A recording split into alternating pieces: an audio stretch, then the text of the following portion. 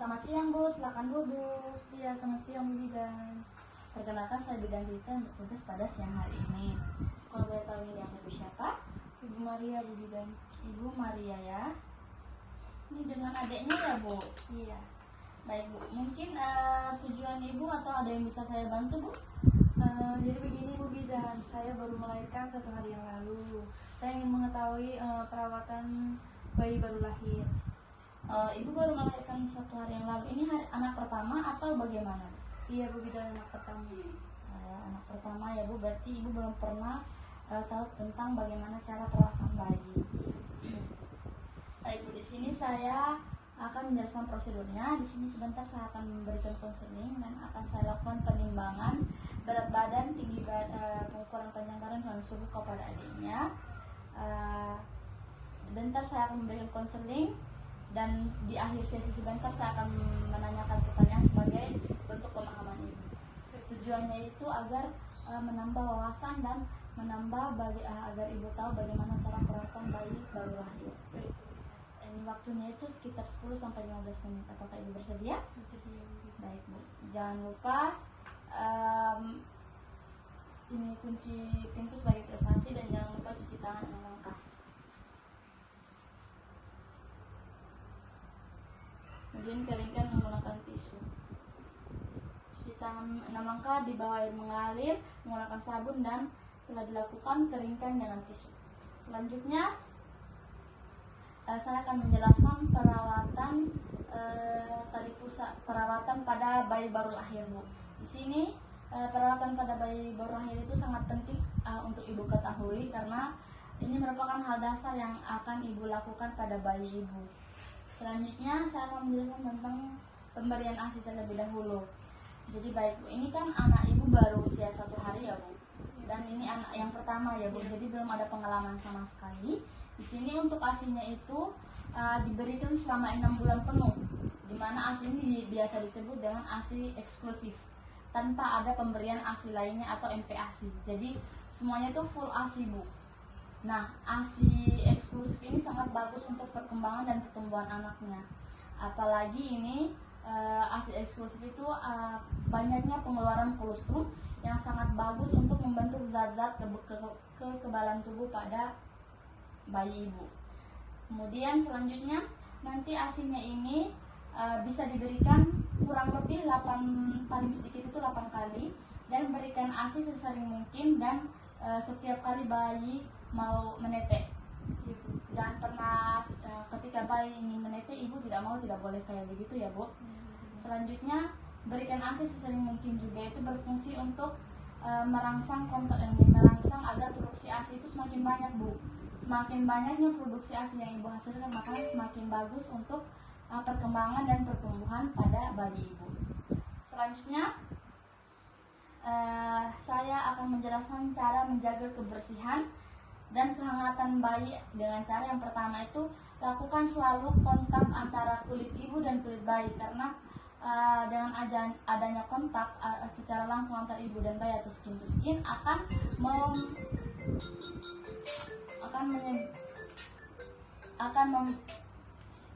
lanjut. Jadi baik Bu, selanjutnya saya akan menjelaskan cara menjaga kebersihan dan kehangatan bayi, yaitu dengan cara yang pertama lakukan kontak fisik antara ibu dan bayi, di mana kontak fisik ini sangat berfungsi untuk salah satunya juga bertujuan untuk mempererat hubungan antara ibu dan bayi, kemudian agar membuat bayi ibu selalu tetap hangat. Selanjutnya itu pastikan bayi diletakkan di tempat yang hangat dan kering, jangan sampai kedinginan ya Bu, karena bayi itu masih sangat rentan Bu. Jadi bayi masih dalam fase menyesuaikan dengan lingkungan baru, karena selama ini kan dalam kandungan ya Bu. Jadi masih fase menyesuaikan dengan lingkungan yang baru. Selanjutnya ganti popok dan selimut sesuai keperluan. Misalnya ibu keluar, ibu menggunakan popok, gantilah ketika anak sudah pipis atau sudah BAB, langsung segera ganti, dan pada saat mengganti itu bilas menggunakan air bersih. Jangan menggunakan tisu basah karena akan menyebabkan infeksi atau terjadinya ruam popok. Selanjutnya rabat telapak tangan bayi dan kaki bayi. Jika terabat dingin, lakukan lagi kontak fisik antara ibu dan bayi agar bayinya selalu tetap hangat. Selanjutnya jaga ruangan agar tetap hangat ya Bu. Selanjutnya saya akan menjelaskan tentang posisi tidur bayi. Pertama, ini bayi harus tidur bersama ibunya agar lebih mempererat lagi hubungan ibu dan bayi, dan sewaktu-waktu jika adiknya mau menyusu biar lebih mudah Bu. Kemudian adiknya itu posisi tidurnya bisa terlentang dan bisa miring ya Bu. Kemudian tidak dianjurkan tidur tengkurap karena akan membahayakan. Takutnya nanti pada saat tidur tengkurap kurangnya pengawasan maka akan menyebabkan pernafasannya itu tertutup, jadi bisa adiknya sesak nafas, susah bernafas begitu. Selanjutnya pada saat tidur gunakan kelambu, apalagi pada daerah rentan malaria Bu. Selanjutnya saya akan menjelaskan tentang perawatan tali pusat pada ibu dan keluarga, nanti bisa disampaikan ya Bu untuk cara perawatannya. Yang pertama itu, sebelum melakukan perawatan tali pusat, pastikan untuk mencuci tangan terlebih dahulu, baik sesudah maupun sebelum. Selanjutnya, jangan membungkus puntung tali pusat menggunakan kain atau apapun, biarkan saja dia terbuka Bu. Yang penting dijaga kebersihannya. Nanti biarkan saja terbuka hingga tali pusatnya itu terlepas sendiri atau puput sendiri. Jangan juga mengoleskan kayak cairan-cairan kayak betadine. Diusahakan tidak usah ya Bu, karena sekarang sudah tidak dianjurkan lagi. Dibilas saja menggunakan air bersih dan pastikan tetap kering. Selanjutnya, jika tali pusat kotor, kalau mau dibersihkan digunakan air DTP saja Bu, atau air yang sudah disinfektan seperti itu Bu. Kemudian langsung dikeringkan menggunakan kasa yang bersih dan pastikan tali pusatnya itu tetap kering. Selanjutnya, perhatikan juga tanda-tanda infeksi pada tali pusat, yaitu dengan melihat apakah ada kemerahan di sekitar tali pusat, apakah tali pusatnya berbau, kemudian apakah tali pusatnya itu bernanah Bu. Nah, jika didapatkan tanda-tanda infeksi tersebut, maka bisa dibawa bayinya ke fasilitas kesehatan terdekat untuk dilakukan pemeriksaan lanjutan. Selanjutnya, saya akan menjelaskan cara mengukur suhu bayi, yaitu dengan mengukur menggunakan termometer. Sekarang sekalian saya melakukan pemeriksaan juga ya Bu, seperti ini saya contohkan ya Bu. Saya ukur dulu untuk suhu bayinya. Baik, suhu bayinya normal ya Bu. Untuk cara mengukurnya seperti yang sudah saya tunjukkan tadi ya Bu. Selanjutnya untuk di sini untuk tanda bahaya, di sini saya akan menjelaskan tanda-tanda bahaya pada bayi baru lahir yang perlu diwaspadai. Yang pertama, jika bayinya tidak mau minum atau tidak mau menyusu, maka langsung dibawa ke fasilitas kesehatan. Kemudian jika bayinya kejang, bergerak hanya jika dirangsang, kemudian nafasnya cepat lebih dari 60 kali per menit atau kurang dari 30 kali per menit, kemudian tarikan dinding dada ke dalam yang sangat kuat seperti sesak nafas, caranya seperti ini.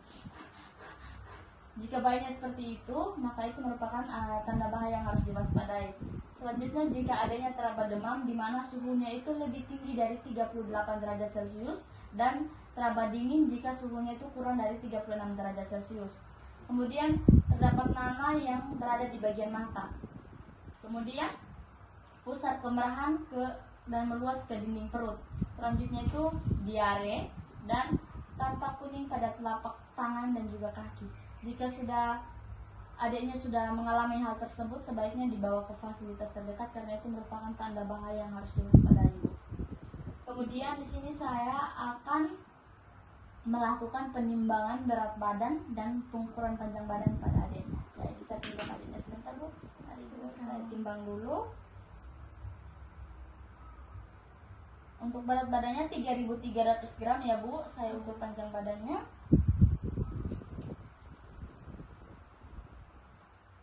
Untuk panjang badannya juga 48 cm dan suhunya tadi juga normal 36 derajat Celcius. Mungkin itu saja yang bisa saya berikan mengenai KIE tentang perawatan bayi baru lahir. Mungkin ada yang ingin Ibu tanyakan?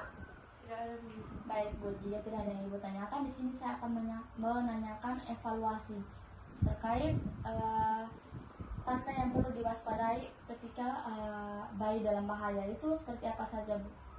Bisa disebutkan beberapa saja, tidak perlu semua kok, Bu. Kayak kejang, Kejang, apalagi diare. Habis itu kalau panasnya melebihi dari 38 derajat Celcius. ya, baik, Bu. Ibu sudah bisa menyebutkan beberapa tanda bahaya ya, Bu. Jadi Ibu sudah paham dengan konseling yang sudah saya berikan. Mungkin nanti kedepannya jika ada lagi yang ingin ditanyakan atau ada keluhan dari dedek bayinya, bisa langsung ke fasilitas terdekat. Baik, Bu Bidan. Baik, Ibu, saya ucapkan terima kasih, hati-hati jalan. Terima kasih, Bu Bidan. Mari. Cut.